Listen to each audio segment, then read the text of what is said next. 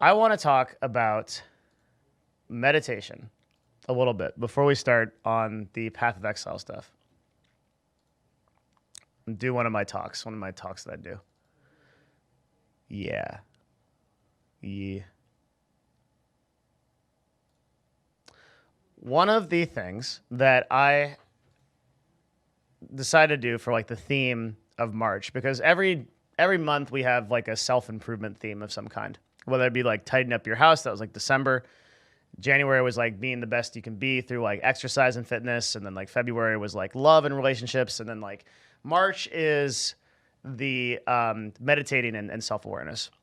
And part of the community challenge, the 30-day meditation, 30-day meditation challenge, meditate for 10 minutes every day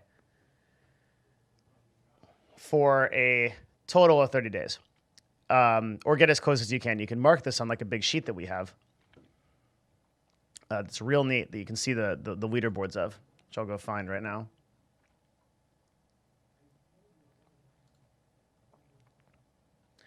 And one thing I haven't done and I want to do is I want to post this a video so that people can see my experience with the challenge, and also like why I did this. Here's the leaderboard right here, and I gotta put in my days. I've been doing it, but you see a lot of people are being consistent, which is super good.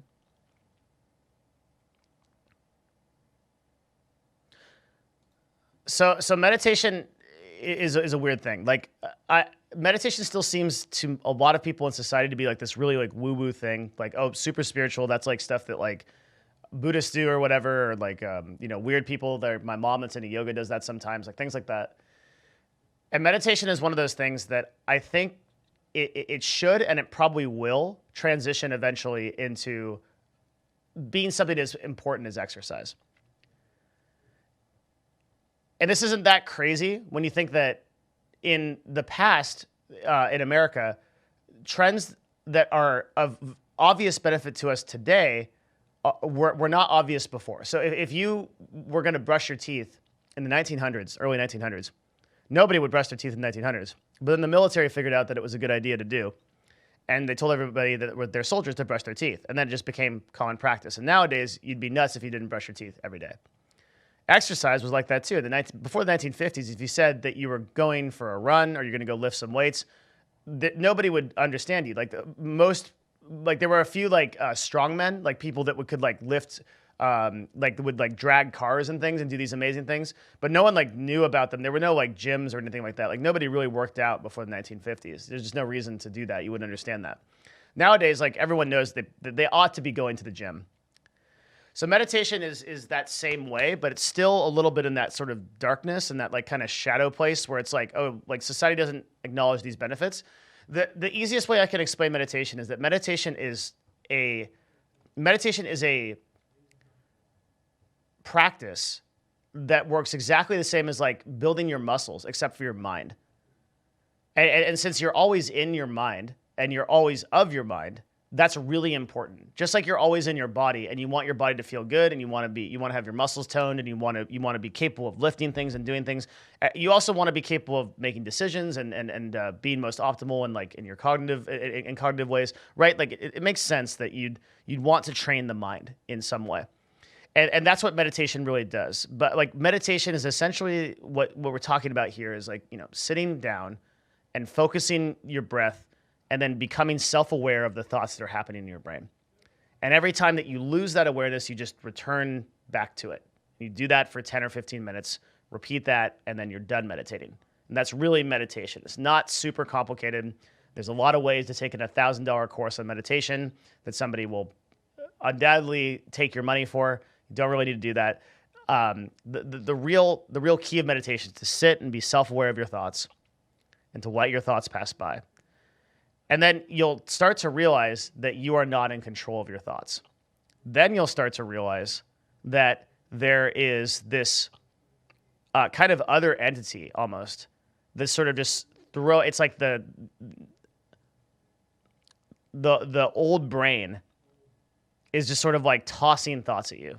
Like you'll sit quietly, okay, focus on your breath, you can count Okay, 1, 2, and then you'll be like,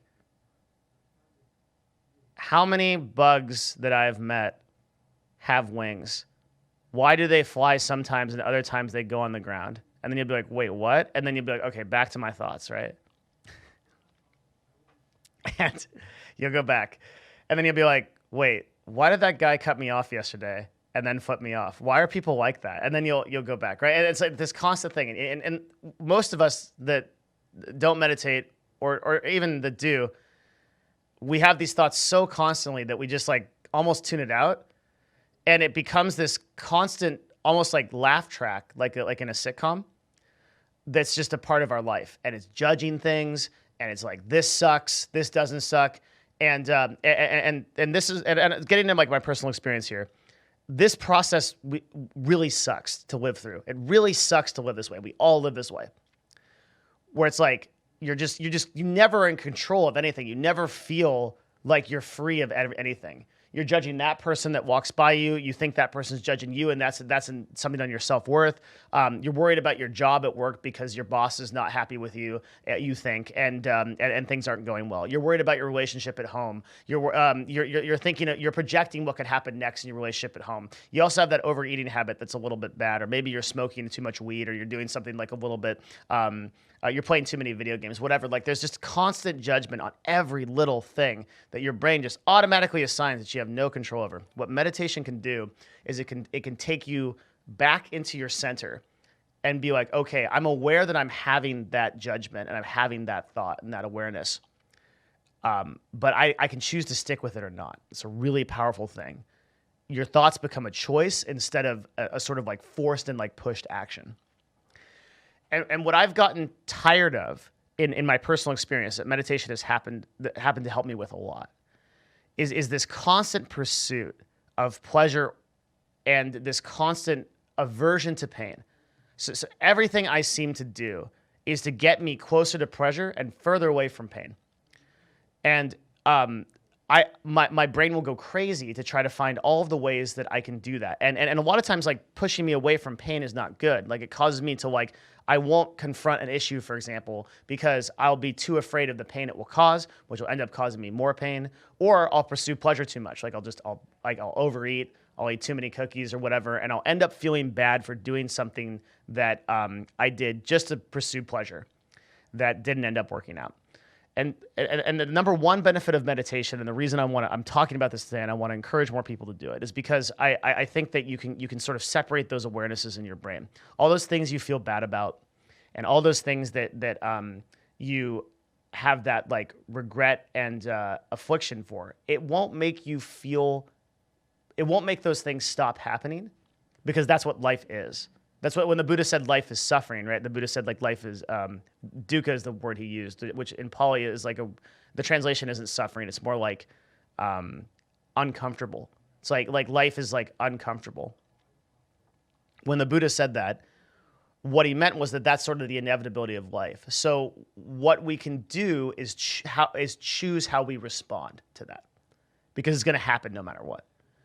And when you can choose your response, you become much more in control of your entire life. Or alternatively, you become okay with being out of control. One of those two things happens depending on who you are. And meditation is the training that gets you there. So the book that we're reading for the book club is a book called 10% Happier by Dan Harris. And that's what I think meditation really brings to the table. So I chose that book, right? 10% happier means that, like, it's not going to solve these problems for you, and you're not suddenly life is not just going to stop serving these problems to you, but you're going to be about 10% happier. You know, about 1 in 10 things will go better because you sit every day and you're in your awareness. And I think 10% Happier is such a good book for this reason, which we'll discuss more in our book club. But in the context of this discussion, I think everybody should meditate for 10 minutes a day. Every human, and without exception. And I would encourage more people, if you're sort of on the fence about trying this, to do it. And just see where it lands you. And at the very least, just if you don't accomplish anything by sitting quietly for 10 minutes, at least you're not on your phone and you're not stuck in the constant race of sensory input of YouTube, Twitch, of TV, sitcoms, dramas, the next Game of Thrones episode, whatever, work, calling, relationships, do this, bills to pay. You just sit down for 10 minutes, and that 10 minutes is yours, and you own that, and you just sit quietly in it, and you just be. And that alone, if you do nothing else, I think will make a big difference in your life.